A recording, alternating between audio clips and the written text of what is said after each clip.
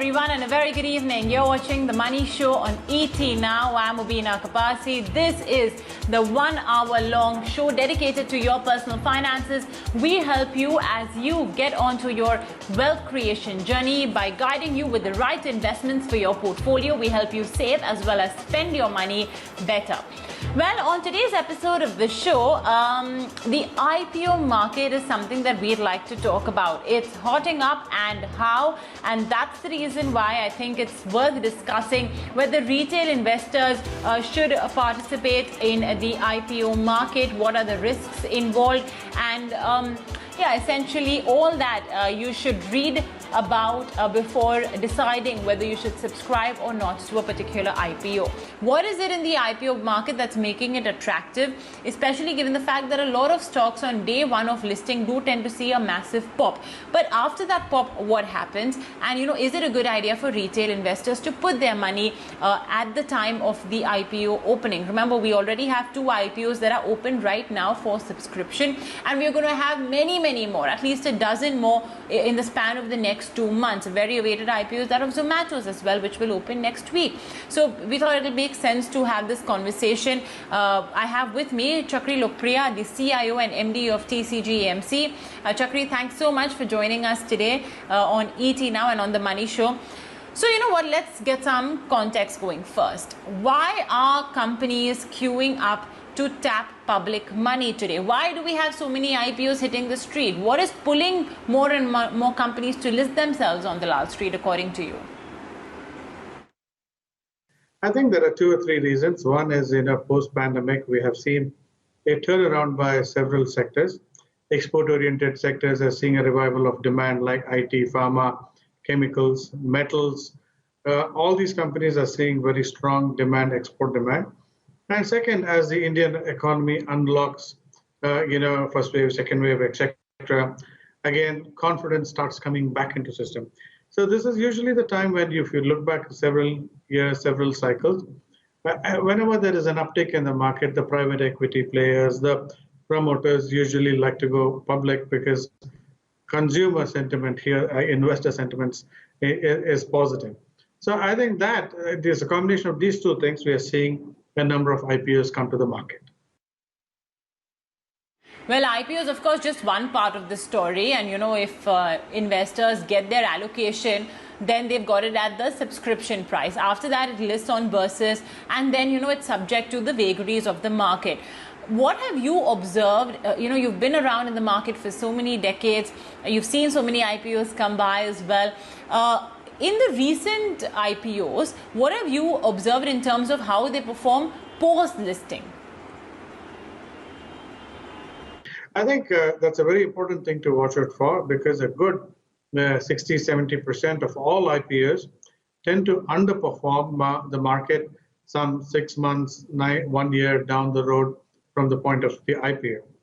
So then clearly the point remains that it's not that all IPOs will do well. It is like picking a stock. I think an investor should look at the valuations, business fundamentals, the sector in which belongs, just as you would to any other stock, and not get carried away that all IPOs will do well, because in reality they don't. So bottom-up IPO picking is key. Okay. IPO investing is also tricky because of the lack of historical data.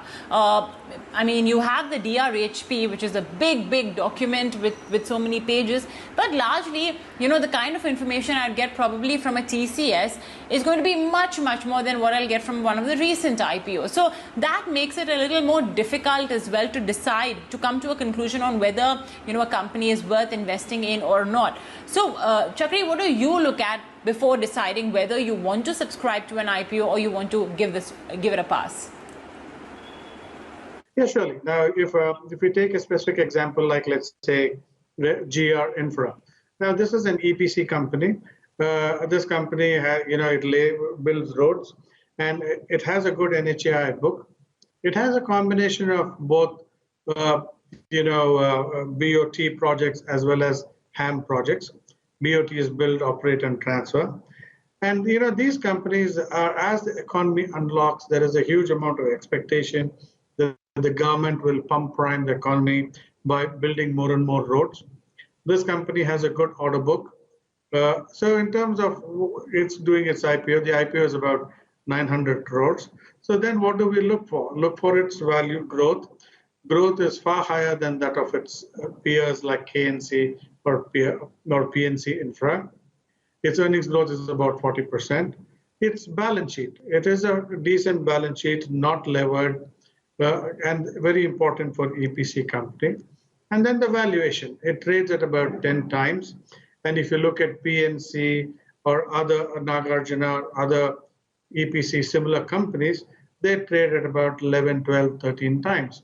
So the valuation is attractive versus its peers. Balance sheet is attractive versus its peers. Top line growth in line or better than peers. And therefore, this IPO will likely to do well. It just as bottom-up stock picking, that's the way I would approach it. Okay. Now, I think the one thing that really pulls a lot of retail investors towards the IPO market is the kind of pop that you witness on listing day. Many recent IPOs have gone up at least 20% on listing day itself, which is not a mean buck to make, really, especially given the fact that the time period between you putting in your money for subscription, final allotment, and then of course listing has shortened even more. So just making a 20% pop up as well on day one of listing is pretty interesting, a chance to make quick money. However, is that the right approach when you look at investing in IPOs, especially for retail investors, according to you? It depends on whether they are the retail investor or an HNI investor. I'm leaving out the institutional investor for a second here, or maybe you can include them too. Now, in the case of retail investor, the maximum is 2 lakhs, and therefore it depends upon the number of times an issue is oversubscribed. Now, let's say an issue is oversubscribed 3 times, then you get 1/3 the allocation. So if you apply 2 lakhs, you get in, let's say, 60,000, 70,000.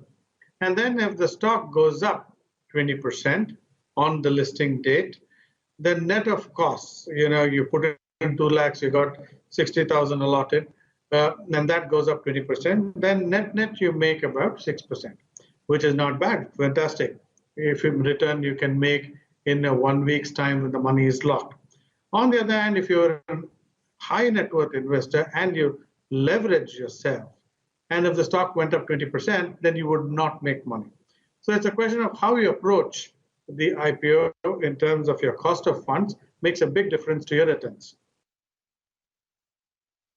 What are the challenges, Chakri, according to you, for when a retail investor has to subscribe to an IPO? I think one of the key challenges is getting an allotment, because nowadays, many IPOs on day one and day two itself are completely oversubscribed. So I think that's the one challenge. But apart from that, what are the other challenges retail investors could face, and how do you recommend they overcome them? Absolutely right. And as you rightly mentioned, several companies have been oversubscribed like 20 times, 30 times. So out of the 2 lakhs maximum a retail investor can put in, he gets 120th, 120th, 30th he or she gets. So which then, so that is something which they need to factor in even before. But luckily, the waiting time or the time period for which your money is locked is only about a week. So as long as an investor is not leveraged, then depending upon the listing gain, they make money or lose money, of course. Research, the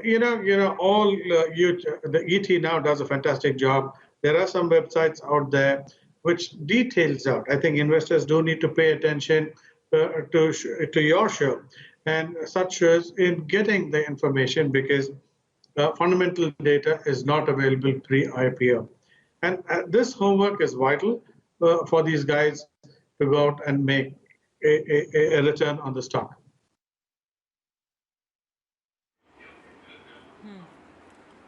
All right. Understood. So that's, just some recommendations coming in. But one more recommendation, Chakri.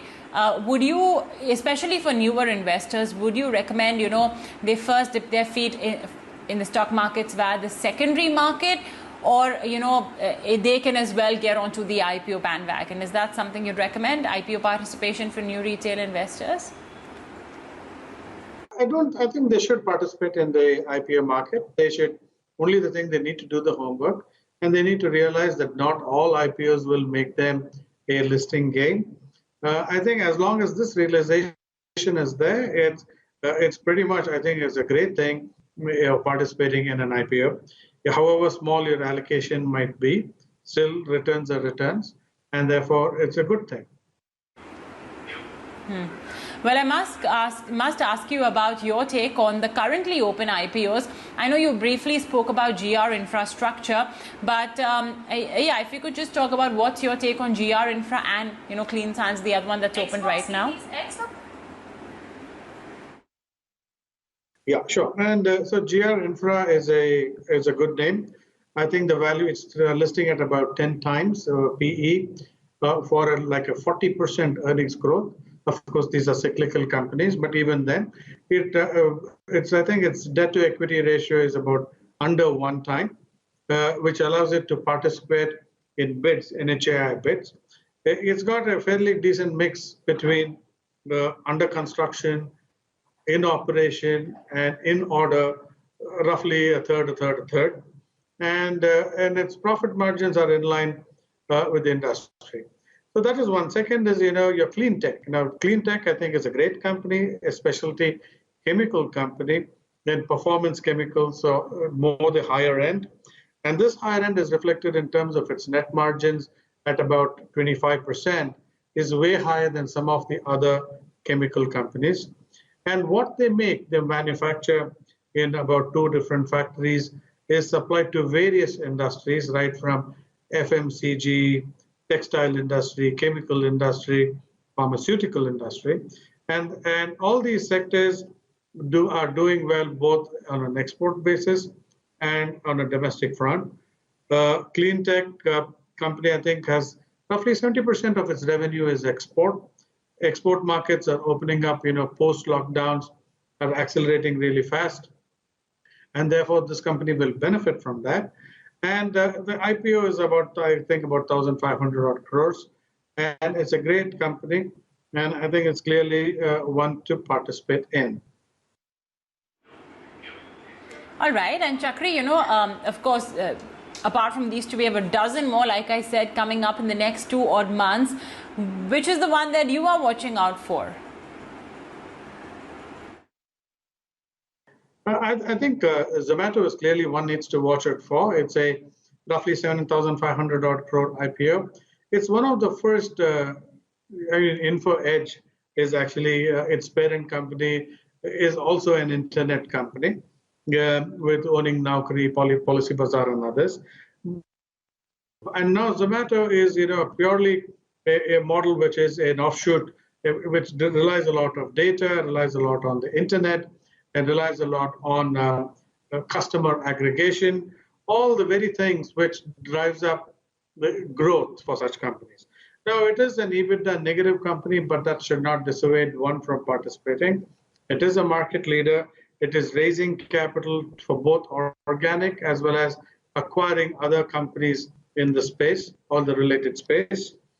And mind you, Zomato today is food delivery, but nothing is stopping it in delivering other goods and over time, and therefore its revenue sources will multiply. If you recall back, Amazon, good old days, 20 plus years ago when it did its IPO on NYSE, on NASDAQ, at that time it was only a single product company. It was delivering books. Today it delivers just about everything. So Zomato is clearly one to watch out for. All right. Okay. Well, I think, Chakri, on that note, we leave it at that. Thank you so much for joining us today on The Money Show and sharing with us your own opinion on how should one go about investing in IPOs. And, of course, your view as well on the ones currently open for subscription. For all of our viewers, by the way, who've just tuned in, Chakri says that both the currently open IPOs are good to go for a subscribe if you would like to, GR Infra as well as Clean Science.